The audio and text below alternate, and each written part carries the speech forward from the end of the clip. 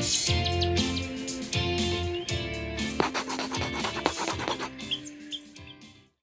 it going, everyone? Welcome into another edition of Meet the Bird Gang. I'm your host today, Jacob Kronberg. We have another special guest from the 2019 Orleans Firebirds. He also spent part of that summer with Team USA from Loyola Marymount University. It's Nick Frasso. Nick, thanks for joining us. Of course, yeah. Thanks for having me. So let's go right to your time on Cape Cod in Orleans. You only spent a portion of June there. What was your experience like in the Cape Cod Baseball League? I mean, overall, great experience. Pretty much showed up right there and then was at a game within like 2 hours of me arriving in Cape Cod. But so it was pretty cool. But just all around great experience. The guys were cool, coaches were cool. It was just cool, like seeing a new part of like the United States for me. I've never been there. So it was just great all around. Really, really enjoyed it. The Cape is a big fundamental league. It's also a showcase league. What would you say is the biggest thing you learned playing in Orleans? I mean, just like being around all those guys with like that talent level, and obviously a lot of those guys have had success. Just watching those guys and seeing like how they tick and what makes everyone good in like different ways. Some guys have like different mindsets or warm up differently. Just like all that kind of accumulates, and just you kind of see how people do what they do and what makes them good, and just watching people and kind of, I guess, just analyzing that. But yeah. So most guys, when they go to play on the Cape, it's a talent pool that they're not quite familiar with. It's unmatched around the country. What's your mentality going into games pitching against that level of competition? I mean, yeah, you gotta know that, like, who you're pitching against. It's good competition, but for me, it doesn't really change my mindset a ton. I'm kind of attacking everyone, attacking every hitter like the same way. But yeah, you just gotta know like who you're going up against, and everyone's really good out there. So competition's definitely at a higher level. And the Cape League, obviously there's great baseball, but you're also vacationing on Cape Cod. You said it's a place you had never been. What were some things you and your teammates would do on off days or after games? Yeah, so on off days, like pretty much every off day, we'd go to the beach. So that's something, me being from California, I've always loved the beach. So going to play summer ball and having the beach right there, that was definitely really nice for me, and something I like to do. We'd all go down there, toss the football, just have some fun. But yeah, good times. So I've been to Cape Cod, but I've never been to California. How do the beaches compare?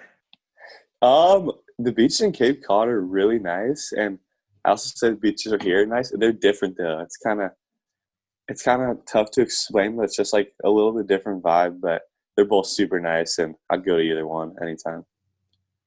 So we spoke to Coach Nicholson on Meet the Bird Gang a couple of weeks ago, and he described you as an athletic freak. We know you've got a 6'5" frame. You're a tall guy, and we have video of you dunking a basketball during a rain delay at Brewster. When could you first dunk a basketball? I would say probably like late sophomore year, like sophomore summer going to junior year was like the first time I could really start dunking it. But yeah. Of high school? Yeah, high school. Sorry. Did you play in high school? I did. Yeah, I played all 4 years. Played basketball. So. What are some things maybe you learned from basketball that helped you with your baseball game on the mentality side? I mean, just like the whole competitive aspect of it, like your matchup, who you're guarding, who's guarding you, like that one-on-one matchup's kind of, I guess, a little similar to me pitching versus a hitter, like that one-on-one matchup. It's just really competitive, and you gotta win that matchup. But yeah. So you mentioned you guys go to the beach in your off days. Maybe who are some of the guys who you would go with, and what guys from that Firebirds team are you still in touch with? Yeah, so I mean, honestly, it would kind of switch every time. We'd get a big group to go a lot, but I'd go with like Hunter Pellerin, Donovan Benoit, Tim Miller, and Chase Wall. So I'd head down there. But yeah, we'd get a big group every time, different people. But yeah. All right, so you went midsummer from Orleans to Team USA. Not a lot of guys are switching where they're playing their ball midseason. What was that transition like? Yeah, it was It wasn't actually too bad. I was only in Orleans for like a short stint too, so I mean, I just got there just as I was kind of getting used to it. Got shipped off again and kind of had to redo that, but it honestly wasn't too bad. All the guys there were cool, and it went pretty smoothly for the most part. But yeah, You were able to make that transition with a couple of guys who were in Orleans with you, Cole Wilcox and Andrew Abbott. So did yeah, that help ease the transition? And what's your relationship like with those guys? yeah. Definitely helped a little bit just knowing some guys right off the bat, and I mean, those guys were both really cool, really nice guys. Ended up to getting to know them both pretty well by the end of the summer. So, I mean, definitely good guys. They're both pretty funny guys, fun to hang out with. So yeah. Got any good stories about either of them? I know we've spoken to both of them on Meet the Bird Gang as well. Oh, okay. I mean, I don't know if I have like one story in particular, but it was me and Wilcox always used to play this game Password like in the bullpen in our free time, and get pretty competitive and pretty funny down there. We have some like jokes about it, but yeah. What was the game? Care to Oh, elaborate? yeah, it's like so basically we just do like sports as like the genre pretty much, and so basically there's four people playing, two partners, and you tell the other team like who like the player. So it's like any sports player, and then the other person gives one word hints to his partner, and they have to try to guess it, and then it goes back and forth. So like if it was like Michael Jordan or something, he could say like basketball, and then you could take a guess, and then I could be like Bulls or whatever, and then he could be like championship or whatever, and you keep going until you guess the player, and then so yeah, we have some funny ones down there, and but yeah, it's a fun game. Who was the best at the game? honestly, Wilcox was pretty good. He knows a lot about sports. Had a lot of knowledge on that. Had some good hints and good guesses. But yeah, He was another guy, like he was a multi-sport athlete in high school. uh-huh. Yeah, So let's move over to your college career at Loyola Marymount. It's the alma mater of your head coach at Orleans, Kelly Nicholson. He also coached there. Did that help your bond or relationship with Kelly? yeah, definitely. Because I was able to meet him in person a good amount before I actually went to Orleans. So it was just nice to know him and just like know what he looks like, have that familiar face, and get to know him a little bit before I actually went there was definitely helpful. And yeah, great guy overall. So I mean, definitely helped seeing him around LMU. There's a few LMU to Orleans connections. It's also Ryan Erickson, who Yeah. coaches at your school. Tell us a little bit about Ryan and how you guys kind of have grown together, spending a summer ball and a spring season together. Yeah. So that's also kind of the same thing. Obviously, we've had a pretty good relationship at LMU in my 3 year span, and then just going off the summer ball and seeing another familiar face that I know well and have a good relationship with, well, just helps like the transition of going to that new place and just having someone there that like before you even go there. It's just helpful and just comforting, I guess, to know. But yeah, great guy, Rye, big Rye. You in particular at school, you've played multiple roles on that pitching staff. You've been a starter. You were predominantly a starter your freshman season. Sophomore year, you made a couple starts, but then became the closer, picking up 10 Mhm. saves, and you were back to a starter as a junior. Was that flip-flop an easy thing or a planned thing to go about, or did it just kind of happen? Yeah, so it was kind of it wasn't like a planned thing. Like last year, at least, I like missed the start, and then I was like scheduled to start the next week, and like made a start. And then the following week, I was scheduled to start again, and then coach came up to me before the game and was basically like, if this is a close game at the end of the game, we're probably gonna put you in the close. And it ended up being like a 1 or 2 run game, so I got thrown in the game in like the 8th or 9th inning, and then closed that thing out on Friday. Then I closed again on Sunday, and then it kind of just stuck as my role. Did pretty well. Got 2 saves that weekend, and then kind of just went from there. But yeah, Had you ever closed before that? I don't know if I had like a set like closer role. I've definitely like pitched relief. I've been a starter for most of my life, but I've definitely pitched relief a little bit here and there. So I mean, I had some experience, but I wouldn't say I was like a set closer. But yeah. Which role are you more comfortable in? That's so. I've always seen myself as a starter, and I kind of always have, always will. But like closing's so fun too. The adrenaline, the rush, the close games, late game, is super fun. So it's honestly tough. It's really tough for me to pick that starter closer because they're both good. I both like them a lot. Well, closing gives you the opportunity to be in the moment more, and you were able to be center of the diamond on the mound for your school's first NCAA playoff win in 19 years in 2019. What was that feeling like? Yeah, I'm pretty sure that's a year ago today, actually. But yeah, that felt good. Just going out there, obviously at Jackie Robinson Stadium, packed stadium, playing against Baylor, just great environment overall, and just so exciting, so fun, and just that was a great feeling overall, great experience. On to 2020, obviously the COVID-19 pandemic kind of derailed the spring season. Mm-hmm. Can you walk us through how you were feeling, how you were going this spring before the season came to an end? Yeah. So I made 2 starts, and then I had some elbow tenderness, elbow tightness a little bit. So I was shut down for 4 weeks, and then missed 2 starts, and I was scheduled to miss 1 more and then come back basically.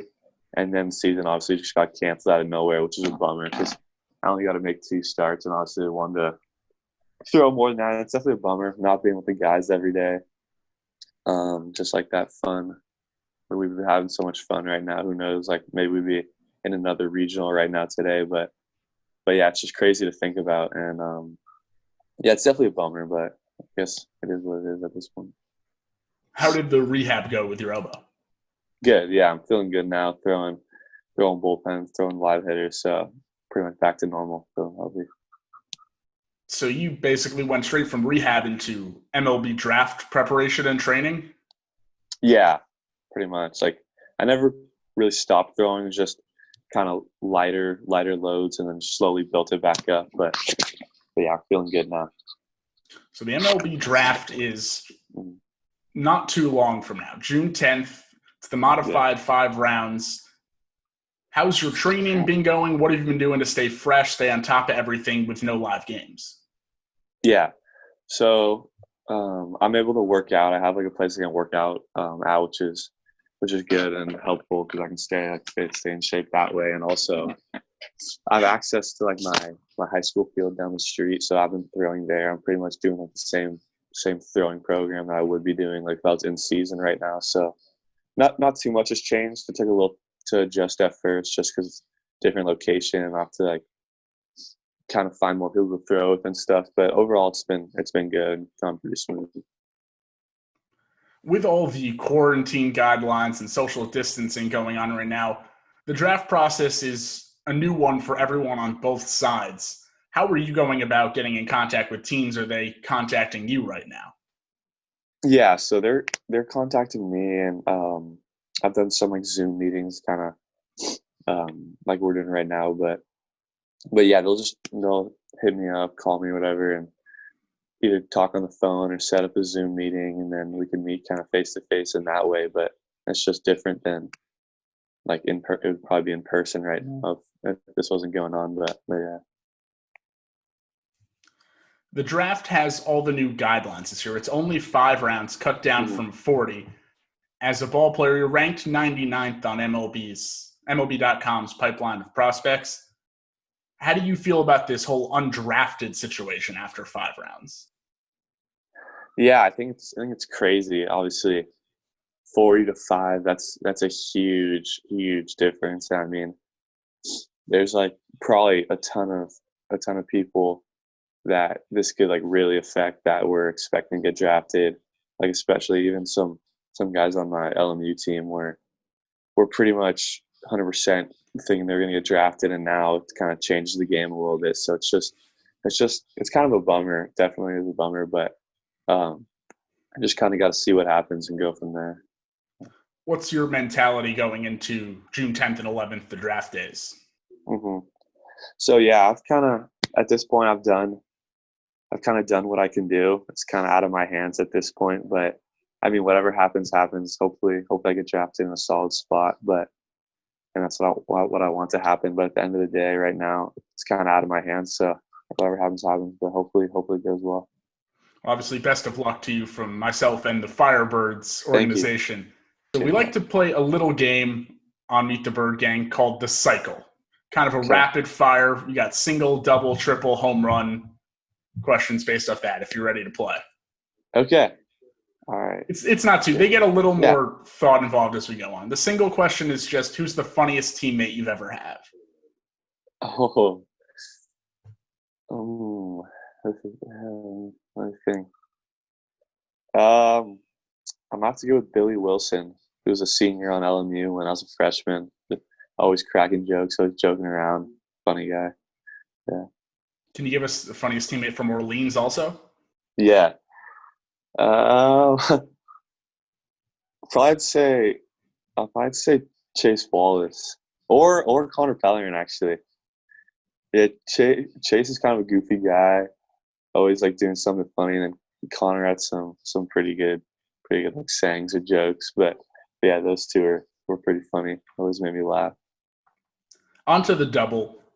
You mentioned the unprecedented times. Everyone's schedules are a little off. What are two things you're doing a lot more of during quarantine? Okay. So yeah, one thing definitely is I've gotten into video games a little more. Playing some Call of Duty, definitely more than I would be. I wasn't really playing at all, and don't usually play a ton, but that's something I've been kind of doing pretty much every day lately. And then something else, yeah, I've been getting into some new Netflix shows too. Netflix it's usually kind of a here and there thing for me, but right now I'm kind of doing that like pretty much every day. So yeah, those are two things that I've kind of added to my life a little more. Yeah. You mentioned Call of Duty for video games. What shows are you watching on Netflix? Yeah, so I actually just finished the Money Heist, that was good. Yeah, I recommended by one of my friends, and then watched that, and I ran through that series. It was super good. Kept on watching the episodes, and then I watched like the Tiger King over the break, Outer Banks, just kind of going random, but yeah. Outer Banks was a good one. Yeah, I liked it. It's solid. All right, so on to the triple. All college kids like to eat, and generally we try to eat cheap. I know that. Mm-hmm. What are your 3 favorite restaurants and your go-to orders at them? Oh. Okay. I definitely got to go Chipotle. Just eat easy. I go like chicken, steak, rice, cheese, beans, and mild salsa, and just get that bowl, get the tortilla on the side, kind of wrap it up if you want. But yeah, that's something. And then so we're going cheap meals, right? Cheaper let's keep it like chain restaurants. Once the people okay. I'm 100%. I'm going In-N-Out. Yeah, I go 4x2 there, which is 4 meats, 2 cheese. And then I'll go like fries and like a shake or something. And then the last one lately for me it's been Chick-fil-A, I guess. But yeah, I go like 12-count nugget meal, and then I'll throw in a chicken sandwich. So yeah, I'll go with those 3 for now. You and Adam Seminaris seem like you could have eaten together a lot on the Cape. Adam also had In-N-Out and Chick-fil-A on his top 3. Oh, really? Yeah. Yeah, it's good. I love it. And the home run question, a little more thought involved, would be your best or your biggest single season of growth in your career. Okay. So I think the biggest transition from me was from high school to college. That's kind of where I took like a big jump. Like I gained some weight, got a little stronger, and then really gained some velo that year. But I'll probably say freshman year in college is like that was my first full like season of baseball playing year round. I usually played like 3-4 months of the year in high school just because I was playing basketball, and that's when the baseball season was. But my freshman year was like the first full season I had, and I was able to get stronger, like strengthen my arm, and really picked up some velo that year. And just that's definitely the biggest jump for me. What was the biggest wake-up call going from high school ball to college ball? I mean, yeah, just realizing like in high school, there's kind of still like some hitters that are like, they're kind of like just outs, I guess, like automatic outs. But like in college, that's obviously not the case at all. Everyone can mash, and 1 through 9 can take you yards. So it's just kind of adjusting to that, and you got to take everyone like super serious and make sure you're going after everyone like the same mindset. But yeah. And one more big question for the home run category. All right. Between school ball, summer ball, Team USA, the toughest at bat you've ever had? Ooh. I remember last year in the regional, actually, in the top of the ninth inning, or top of bottom of the ninth inning, the first at bat, it went like 10, 11 pitches. I went like 3-2, and I was just ended up just throwing fastballs and like in, and he just kept fouling them off, like over and over. And then I ended up just throwing like a fastball up, and he ended up popping up. And then also in like the USA like tryouts things, my also first at bat of the game, when the game I started was against Luke Waddell, and that thing went like 10, 11 pitches too. I ended up having to throw like a changeup and got him to swing over it. But yeah, those two are definitely, I was like, dang, I can't get these guys out. But yeah. Kelly Nicholson also mentioned you kind of have a big difference in the velocity of your fastball and changeup. You throw in the upper 90s with your fastball, but he said your changeup gets in the 70s. Is that something you try for that big speed differential? I mean, it definitely try to make it a little slower, but it's just kind of the grip, and it's just like the way I throw it kind of makes it slower like that. It's not like I'm trying to drop that much in speed. It's just kind of the way I hold it and throw it, and I guess it kind of just does it on its own. All right, and a few more questions. You hit the cycle. You got through it. So the next thing would be your best baseball memory. Okay, I'd probably definitely have to say just like the whole regional experience last year. Just like that whole experience, I got so close to like my teammates, and we got all so close as a team. It was just such like a fun experience overall. It's just definitely something I'll never forget. And we'll end it back on Cape Cod. Sweet. The 2020 Firebirds that were assembled are not going to get to play. So if you could tell them what makes the Cape League so special.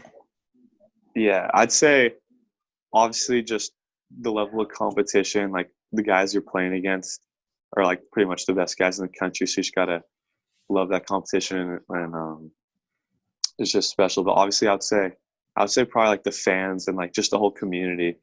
I haven't really like seen anything like it. Like the whole community comes out. They got their setting up their blankets like hours before the game on that hill at Eldridge. But it's just cool. Just that whole community. I feel like everyone kind of knows like who the Firebirds are, and everyone like loves the Firebirds. So I mean, just the community made it cool. But, yeah.